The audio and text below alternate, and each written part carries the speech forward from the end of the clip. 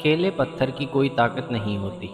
شرجیل پتھر مل کر چٹان بنا کرتے ہیں، پھر اس چٹان سے جو ٹکراتا ہے وہ دوسری بار ٹکرانے کے لیے زندہ نہیں رہتا۔ خود غرضی اور ذاتی مفاد کا انجام دیکھ لیا تم نے۔ اکرما جیسا تجربہ کار سالار پٹ کر ذلیل ہو چکا ہے۔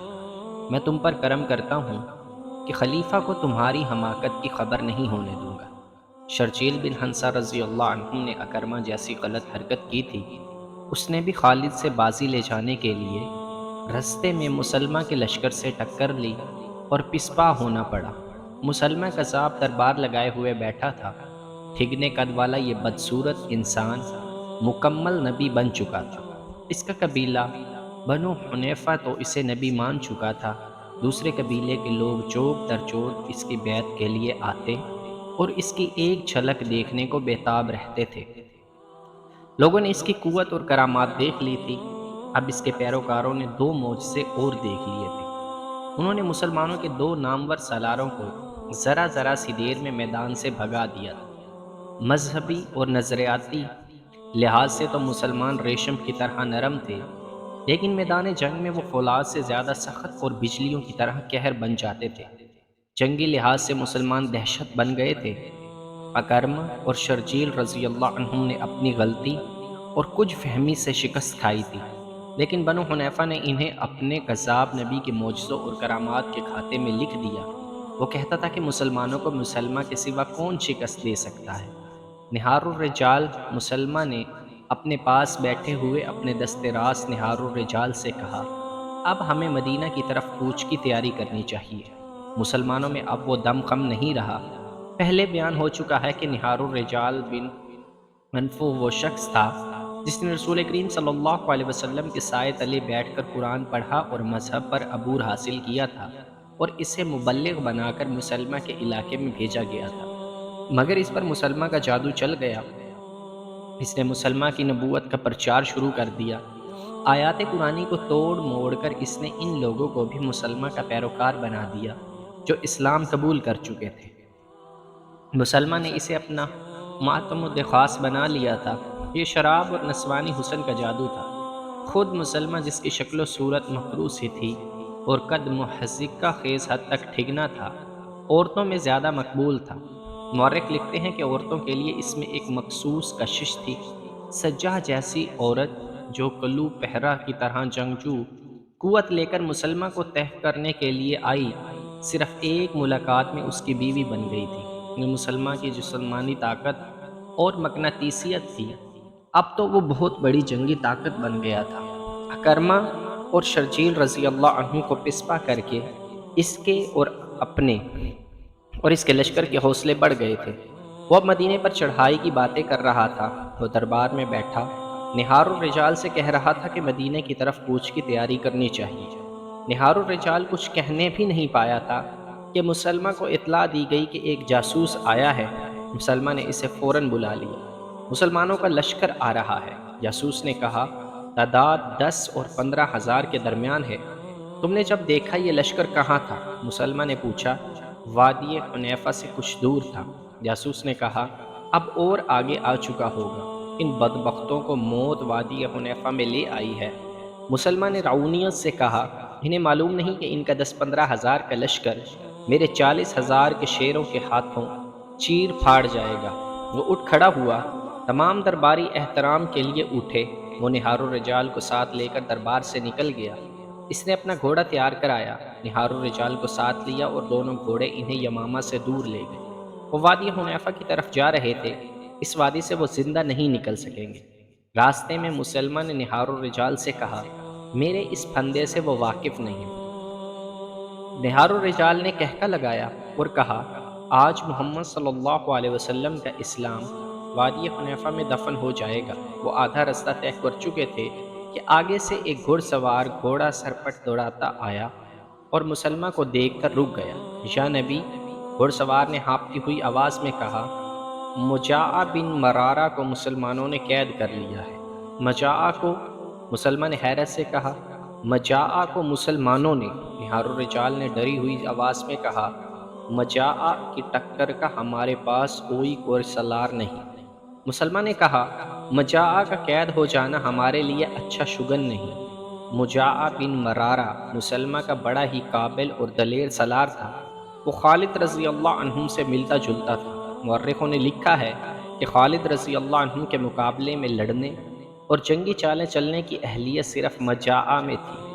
مجاعہ مسلمانوں کے ہاتھ اس طرح چڑھ گیا تھا کہ اس کے کسی قریبی رشتہ دار کو بنی عامر اور بنی تمیم کے کچھ لوگوں نے قتل کر دیا تھا۔ مجاعہ نے مسلمہ سے اجازت لی تھی کہ وہ لشکر کے 40 سوار ساتھ لے جا کر اپنے رشتہ دار کے قتل کا انتقام لے لے۔ مسلمہ اپنے اتنے قابل سالار کو مایوس نہیں کر سکتا تھا۔ اس نے اسے اجازت دے دی۔ مجاعہ اپنے دشمن کی بستی میں گیا اور انتقام لے کر واپس آ رہا تھا۔ اسے معلوم نہیں تھا کہ جس علاقے کو وہ محفوظ سمجھتا تھا وہ اب محفوظ نہیں۔ اس نے اپنے سواروں کو ایک جگہ آرام کے لیے روک لیا۔ وہ سب اپنا فرض کامیابی سے پورا کر آئے تھے۔ گھوڑوں کی زینیں اتار کر وہ لیٹ گئے اور گہری نیند سو گئے۔ خالد رضی اللہ عنہ کا لشکر اسی طرف آ رہا تھا۔ علل صبح اس لشکر کا ہراول دستہ وہاں پہنچا جہاں مجاعہ اپنے 40 سواروں کے ساتھ گہری نیند سویا ہوا تھا۔ ان سب کو مجاہدین نے جگایا، ان سے ہتھیار اور گھوڑے لے لیے اور انہیں حراست میں لے کر پیچھے خالد رضی اللہ عنہ کے پاس لے گئے۔ خالد رضی اللہ عنہ کو معلوم نہیں تھا کہ مجاعہ مسلمہ کا بڑا قیمتی سالار ہے۔ خالد اسے بھی محض سوار یا سپاہی سمجھ رہے تھے۔ انہوں نے دراصل بڑا موٹا شکار پکڑا تھا۔ انہیں یہ تو بتا دیا کہ وہ مسلمہ کی فوج کے آدمی ہیں، لیکن مجاعہ کا رتبہ ظاہر نہ ہونے دیا۔ کیا تم ہمارے مقابلے کے لیے آئے تھے؟ خالد رضی اللہ عنہ نے ان سے پوچھا۔ نہیں، ایک نوجوان نے کہا، ہمیں تو معلوم ہی نہیں تھا کہ مسلمانوں کا لشکر آ رہا ہے۔ ہم بنی عامر اور بنی تمیم سے اپنے ایک خون کا بدلہ لینے گئے تھے۔ میں نے مان لیا۔ خالد رضی اللہ عنہ نے کہا، میں تمہاری جان بخشی کر سکتا ہوں۔ اب میرے اس سوال کا جواب دو کہ تم کسے اللہ کا سچا رسول مانتے ہو اور کس پر ایمان رکھتے ہو؟ بے شک مسلمہ اللہ کا سچا رسول ہے۔ ایک سوار نے کہا، خدا کی قسم۔ خالد رضی اللہ عنہ نے کہا، تم میری توہین کر دیتے تو میں تمہیں بخش دیتا۔ اپنے رسول صلی اللہ علیہ وسلم کی توہین کو میں کس طرح برداشت کر سکتا ہوں؟ تم اپنے رسول کو مانو، ہم اپنے نبی کو مانتے ہیں۔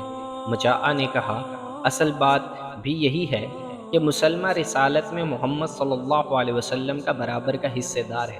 ہم سب کا عقیدہ یہی ہے۔ سواروں نے کہا، ایک نبی تم میں سے ہے، ایک نبی ہم میں سے ہے۔ خالد رضی اللہ عنہ نے تلوار کھینچی اور ایک ہی وار سے ایک سوار کا سر اڑا دیا اور حکم دیا کہ سب کو قتل کر ڈالو۔ خالد رضی اللہ عنہ کے آدمی آگے بڑھے اور مجاعہ کو پکڑ کر اس کا سر کاٹنے کے لیے جھکا دیا۔ اسے قتل کرنے والے کی تلوار ہوا میں بلند ہوئی۔ ہاتھ روک لو۔ قیدی سواروں میں سے ایک، جس کا نام ساریہ بن عامر تھا، چلایا، اس آدمی کو زندہ رہنے دو، یہ تمہارے کام آ سکتا ہے۔ تب انکشاف ہوا کہ مجاعہ بنو حنیفہ کے سرداروں میں سے ہے، لیکن یہ پھر بھی نہ بتایا گیا کہ یہ سالار بھی ہے۔ خالد رضی اللہ عنہ دور اندیش تھے۔ کسی قبیلے کا سردار بڑا قیمتی یرغمال ہوتا ہے، اسے کسی نہ کسی موقع پر استعمال کیا جا سکتا ہے۔ خالد رضی اللہ عنہ مجاعہ کے پاؤں میں بیڑیاں ڈلوا کر اسے اپنے خیمے لے گئے اور اسے اپنی بیوی لیلا کے حوالے کر دیا۔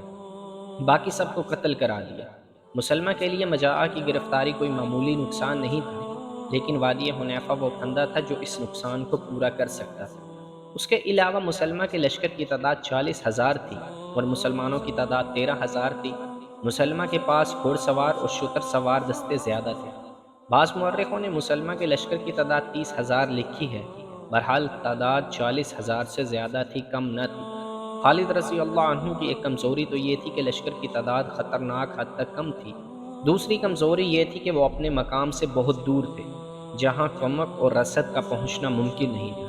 انہیں صرف ایک سہولت حاصل تھی، اس علاقے میں پانی اور جانوروں کے لیے ہرے چارے کی کمی نہیں تھی۔ وہ زرخیز کھیتوں اور باغوں کا علاقہ تھا۔ مسلمہ کو ہرے بھرے کھیتوں اور باغوں کا غم کھا رہا تھا۔ اس نے نہار الرجال سے کہا کہ وہ ایسے انداز سے لڑنا چاہتا ہے کہ مدینے کا لشکر بستیوں کو، کھیتوں کو اور باغوں کو نہ اجاڑ سکے۔ تاریخوں میں لکھا ہے کہ مسلمہ کسی قسم کے تذبذب، اضطراب یا پریشانی میں مبتلا نہ تھا۔ وہ اس طرح سے بات کرتا تھا جیسے اسے اپنی فتح کا یقین ہو۔ وہ بڑی موزوں بنیادوں پر کھڑا بات کر رہا تھا۔ اس کا 40,000 کا لشکر برتر بھی تھا، اور یہ سب مسلمہ کے نام پر جانیں قربان کرنے والے لوگ تھے۔ مسلمہ کی نبوت کا تحفظ ان سب کے لیے جنون بن چکا تھا۔ خالد رضی اللہ عنہ پھندے میں آنے والے سالار نہیں تھے، معطا میں وہ پھندے میں آ چکے تھے۔ یمامہ کے علاقہ سے وہ واقف نہیں تھے۔ انہوں نے دیکھ بھال اور آگے کی زمین کا جائزہ لینے کے لیے ایک پارٹی بھیج دی تھی۔ رات کو اس پارٹی نے جو رپورٹ دی، اس کے مطابق خالد رضی اللہ عنہ نے اپنا راستہ بدل دیا تاکہ حنیفہ کی وادی کے اندر سے نہ گزرنا پڑے۔ وہ ذرا اور دور کا چکر کاٹ کر آگے نکل گئے۔ مسلمہ نے بھی دیکھ لیا، اسے اطلاع ملی کہ مدینہ والے آگے نکل گئے ہیں، تو اس نے اپنے لشکر بڑی تیزی سے عقربہ کے میدان میں منتقل کر دیے۔ خالد رضی اللہ عنہ کی نظر اسی میدان پر تھی، لیکن دشمن پہلے پہنچ گیا تھا۔ خالد رضی اللہ عنہ نے ایک جگہ دیکھ لی جو میدان سے بلند تھی۔ انہوں نے وہیں اپنا لشکر روک لیا، وہاں سے وہ مسلمہ کے پڑاؤ کو اچھی طرح دیکھ سکتے تھے۔ مسلمہ نے اسی میدان کو بہتر اور موزوں سمجھا۔ ایک تو اس نے اپنے لشکر کا تمام تر ساز و سامان اور مال و اسباب اپنے خیمہ گاہ سے پیچھے رکھا تھا، دوسرا یہ کہ کھیتیاں اور باغات بھی لشکر کے پیچھے تھے۔ ان سب کی وہ بڑی اچھی طرح سے حفاظت کر سکتا تھا۔ اس نے یہ بھی دیکھ لیا تھا کہ خالد رضی اللہ عنہ یہاں سے آگے یمامہ کو بڑھے تو ہیں تو وہ ان کے عقب پر حملہ کر دے گا۔ خالد رضی اللہ عنہ بھی اس صورت کو بھانپ چکے تھے کہ وہ یہاں سے آگے بڑھے تو مارے جائیں۔ مسلمہ نے اپنے لشکر کو 3 حصوں میں تقسیم کر دیا۔ اس نے دائیں حصے کی قیادت نہار الرجال کو دی، بائیں حصے کا سالار محکم بن طفیل تھا، اور درمیان میں یعنی قلب میں وہ خود رہا۔ اس نے اپنے بیٹے کو، جس کا نام شرجیل تھا، کہا کہ وہ لشکر سے خطاب کرے۔ ایک شرجیل بن ہنسہ خالد رضی اللہ عنہ کے لشکر کا سالار تھا۔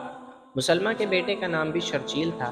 شرجیل گھوڑے پر سوار ہوا اور اپنے لشکر کے 3 حصوں کے سامنے باری باری جا کر کہا: اے بنو حنیفہ، آج اپنی آن اور اپنی آبرو پر مر مٹنے کا وقت آ گیا ہے۔ خدا نے تمہارے نبی کو نبوت دی ہے۔ آج اپنی نبوت اور آبرو کی خاطر اس طرح لڑو کہ مسلمانوں کو پھر کبھی تمہارے سامنے آنے کی جرات نہ ہو۔ اگر تم نے پیٹھ دکھا دی تو دشمن تمہاری بیویوں، تمہاری بہنوں اور تمہاری بیٹیوں کو لونڈیاں بنا لے گا، اور اس زمین پر ہی جو تمہاری زمین ہے ان کی آبرو لوٹے گا۔ اور پھر اس کے بعد